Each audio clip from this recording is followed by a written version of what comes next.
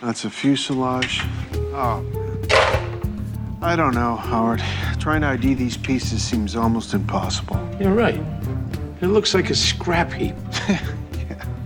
1 week after Jimmy Leeward's modified P-51 Mustang crashed at the Reno Air Races, NTSB investigators still don't understand what caused the disaster.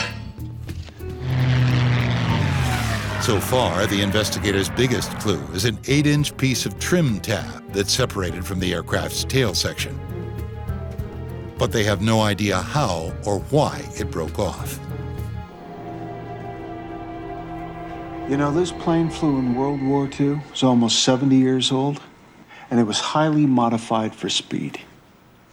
Maybe it was too modified.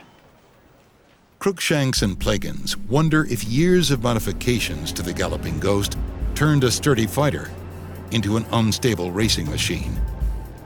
They now need to look into how it was altered.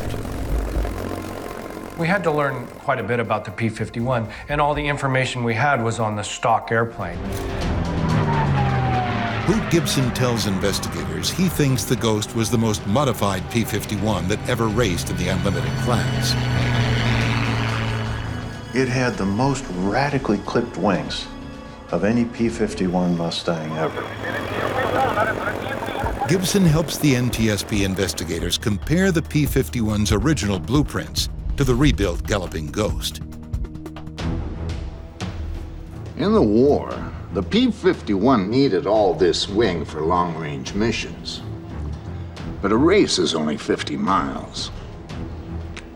Jimmy needed speed, not range. They discover that in the 60s, the Galloping Ghost had its wings shortened by 8 feet and its tail by 1 foot. Changes that made the plane lighter and more streamlined. Less wing. I see he overhauled his engine.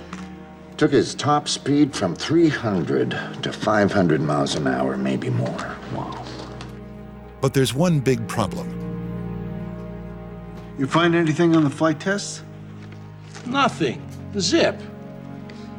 There are no records of Leeward ever flight testing the modifications. Investigators can't be sure if the changes he made were safe. It was incredibly frustrating that there was no information. The fact that there was no testing of any of the modifications was alarming to us.